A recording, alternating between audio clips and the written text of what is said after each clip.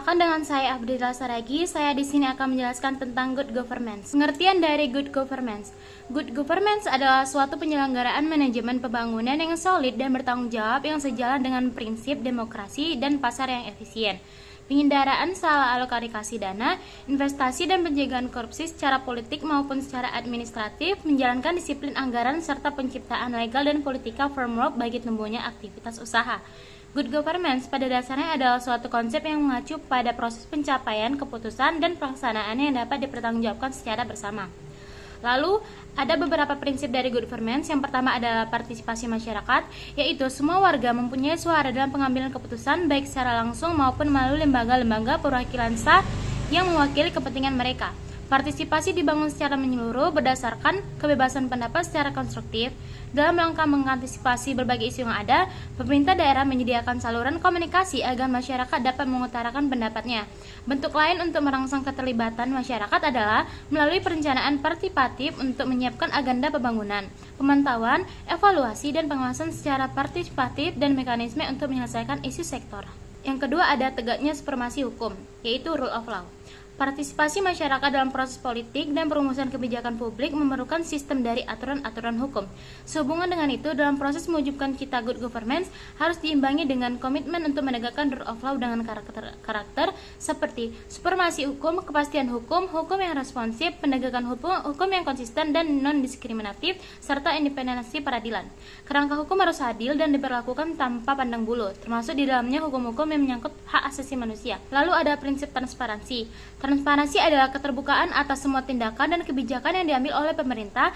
Transparansi menciptakan kepercayaan timbal balik antara pemerintah dan masyarakat melalui penyediaan informasi dan menjamin kemudahan di dalam memperoleh informasi yang akurat dan memadai. Seluruh proses pemerintahan, lembaga-lembaga, dan informasi perlu dapat diakses oleh pihak-pihak yang berkepentingan, dan informasi yang tersedia harus memadai agar dapat dimengerti dan dipantau. Lalu, good governance memiliki asas-asas. Yang pertama ada asas kepastian hukum, yang kedua ada asas terbit penyelenggara negara, yang ketiga ada asas kepentingan umum, dan keempat ada asas keterbukaan, dan kelima adalah asas proporsionalitas, dan keenam ada asas profesionalitas, yang ketujuh ada asas akuntabilitas, yang kedelapan ada asas efisiensi, dan yang kesembilan ada asas efektivitas. Lalu, di sini ada tujuan good governance, yaitu tujuan utama dari good governance adalah untuk menciptakan sistem pengendalian dan keseimbangan untuk menjaga penyalahgunaan dari sumber daya perusahaan dan tetap mendorong terjadinya pertumbuhan perusahaan. Kemudian di sini ada tahapan penerapan good governance. Pada umumnya, perusahaan-perusahaan yang telah berhasil dan menerapkan good governance menggunakan tahapan berikut. Yang pertama, good governance manual building. Yang kedua ada good governance awareness building. Yang ketiga ada good governance assessment. Lalu kita bahas yang pertama, yaitu good governance awareness building. Merupakan langkah awal untuk membangun kesadaran mengenai arti penting good governance dan komitmen bersama dalam penerapannya. Upaya ini dapat dilakukan dengan meminta bantuan tenaga ahli independen dari luar perusahaan. Bentuk kegiatan dapat dilakukan melalui seminar, lokal karya, dan diskusi kelompok. Kedua ada good governance assessment. Merupakan upaya untuk mengukur kondisi perusahaan dalam penetapan good governance. Langkah ini perlu guna memastikan titik awal level penerapan good governance dan mengidentifikasi langkah-langkah yang tepat guna mempersiapkan infrastruktur dan struktur perusahaan yang kondisif bagi penerapan good governance secara efektif. Lalu yang terakhir ada good governance manual building. Good governance manual building adalah langkah berikut setelah good governance assessment dilakukan. Berdasarkan hasil pemetaan tingkat kesiapan perusahaan dan upaya identifikasi prioritas penerapannya, penyusunan manual dapat dilakukan dengan bantuan tenaga ahli independen dari luar perusahaan. Sekian materi good governance dari saya. Selanjutnya saya akan menjawab pertanyaan tentang good governance. Lalu saya akan menjawab pertanyaannya. Jelaskan prinsip-prinsip good governance dan prinsip mana yang tidak berjalan dengan baik. Apa solusi menurut pendapat saya? Baik, saya akan menjawab pertanyaan tersebut. Di sini saya akan menjelaskan prinsip-prinsip dari good governance. Yang pertama ada partisipasi, yaitu memberikan ruangan dan kesempatan bagi masyarakat untuk terlibat dalam proses pengambilan keputusan publik dan mendorong keterlibatan aktif warga negara dalam isu-isu kebijakan. Yang kedua ada aturan hukum, yaitu menegakkan hukum secara adil dan tidak diskriminatif dan memastikan bahwa semua pihak, termasuk pemerintah, tunduk pada hukum.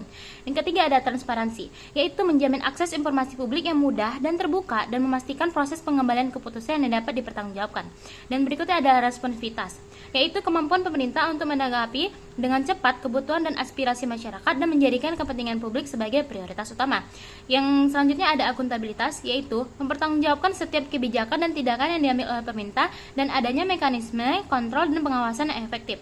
Dan yang terakhir ada keadilan, yaitu memperlakukan seluruh warga negara secara adil dan setara tanpa diskriminasi dan memastikan distribusi sumber daya dan manfaat pembangunan yang merata. Lalu di sini adalah prinsip yang tidak berjalan baik di Indonesia. Berdasarkan studi, prinsip yang paling lemah dalam praktik good governance di Indonesia adalah prinsip aturan hukum dan akuntabilitas. Kenapa? Yang pertama, aturan hukum, yaitu penegakan hukum yang masih lemah, cenderung diskriminatif dan dipengaruhi oleh kepentingan publik, kepentingan politik, dan budaya impunitas dan korupsi yang masih menjadi tantangan besar.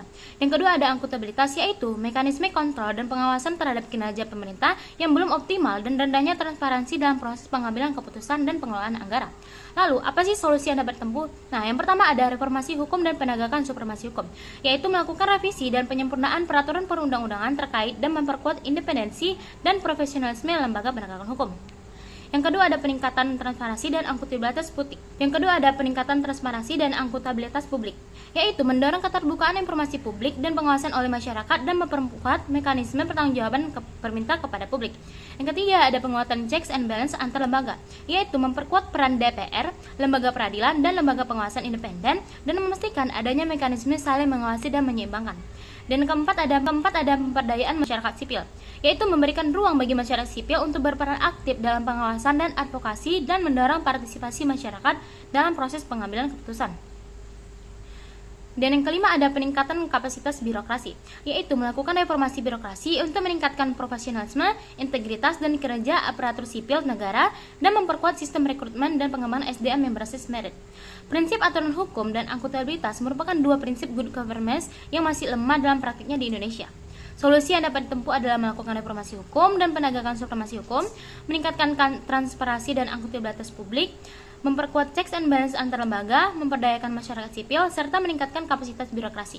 Upaya-upaya tersebut diharapkan dapat mendorong terciptanya tata kelola pemerintahan yang baik dan responsif terhadap kepentingan publik. Sekian penjelasan materi dan jawaban dari saya. Jika ada salah kata, saya mohon maaf. Wassalamualaikum warahmatullahi wabarakatuh.